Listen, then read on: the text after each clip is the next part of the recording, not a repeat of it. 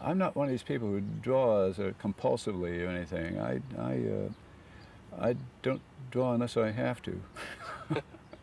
So I actually don't really enjoy it. I don't mind it, but you know, my kicks. I got my kicks at the studio from putting a performance on the screen.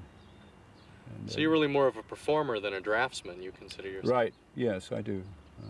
When the Disney productions made The Three Little Pigs, that just really captivated me, and I just loved the medium. You know. What was the first thing you can remember drawing? Well, the first types of things.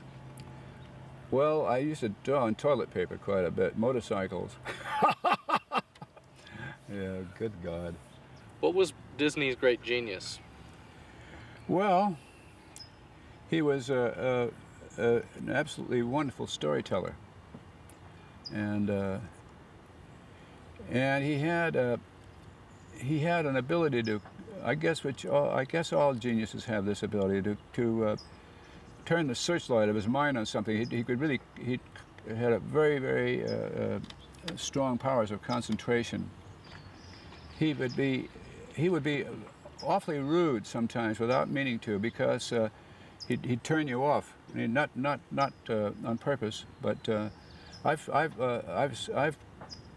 had conversations with him, and other people have too. Where you think you've got his attention, he's looking at you like this, you know, and looking right at you, and you've got some kind of an idea you're telling him about, and he suddenly starts talking right in the middle of a sentence. It cuts you off and starts talking about something in a different part of the picture entirely, you know, and it's right that could be very disconcerting, you know. My drawings were always quite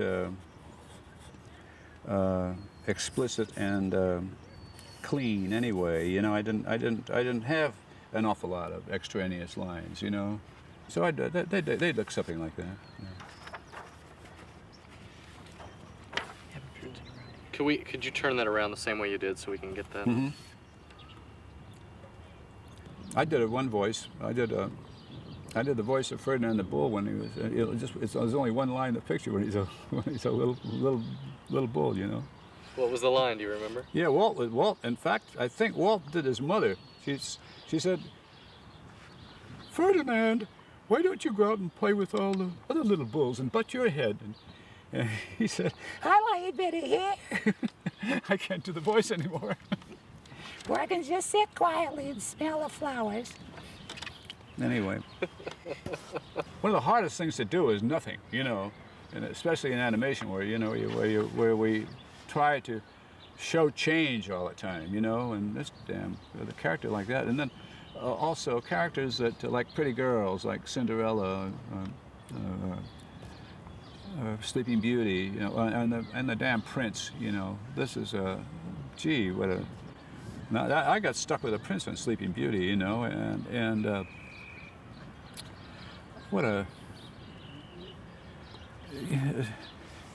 onerous task, you know. It's just a terrible thing, you know, to have to do that. And but I did it. And everybody says it anyhow, that Milt Kahl is the best animator there ever was. Well, that's nice. I like to hear that. But, I think you'd get quite a bit of dissension about that. You know, everybody, all these guys, they're like actors. You know, they all have their ego, and I think they all think they're the best. You know, and I'm no exception. But you had some relatively famous or well-known run-ins with Walt. Oh yes, yeah.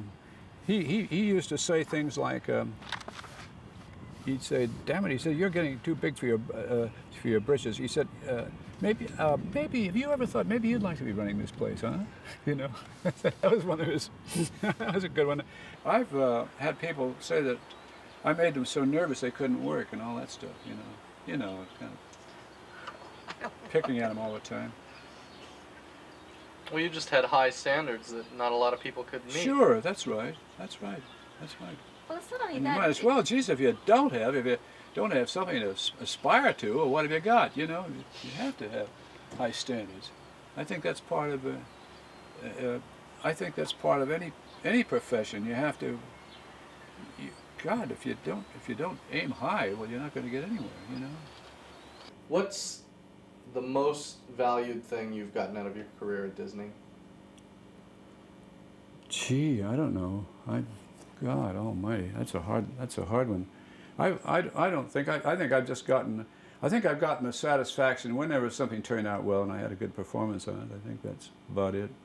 I don't. I can't say that. And also, the other thing was that I think it was a great privilege to know Walt all those years, because he was a very great man. You're really a performer with Yes, that's right. But drawing, you asked me about drawing.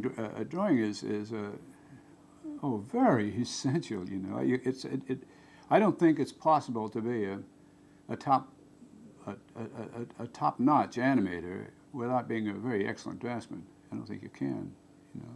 You had a voice there to work with, though, that really gave you a lot to Oh hang yes, drawing on. yeah. Tell me about what And she then- did for the... Oh, no, another thing. go on. Geraldine Page was just marvelous. Well, anyway, she has Medusa has this telephone there, and she takes it out on the telephone. You know, she gets this goddamn phone and points at the, you know, and really, she has something to take it out on. She had something to get mad at. You know, and this represents Snoops to her. You know. What about live-action reference in general, though? How was that? I think it's. I think if you're going to use human characters, I think it's necessary, and I don't approve of it, but still, it depends.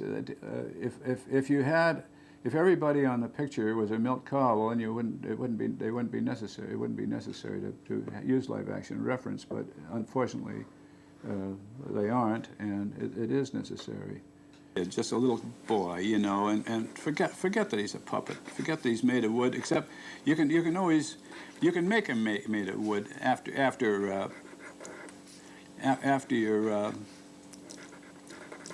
you've got the little boy angle pretty good, you know.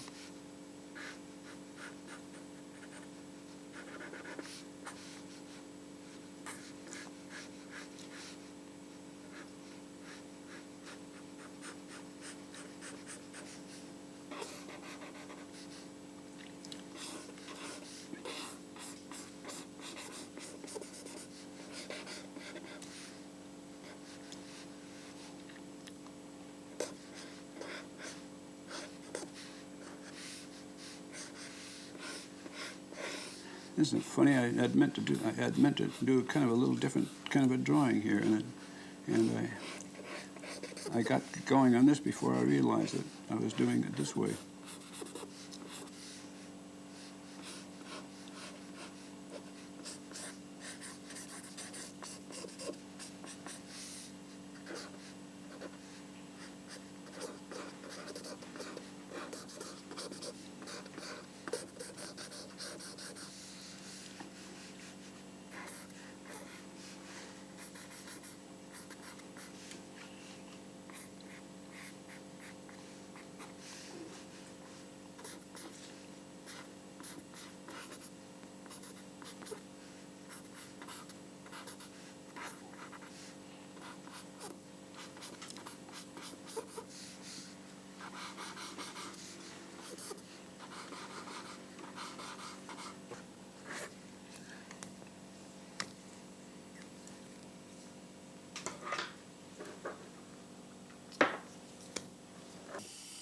Okay.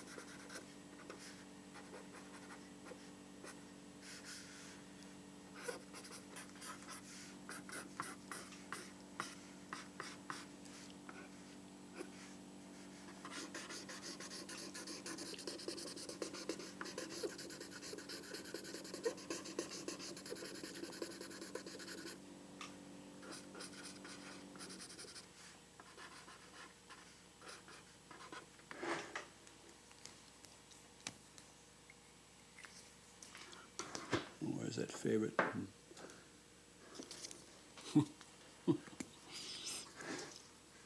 Oh, that's too damn dark.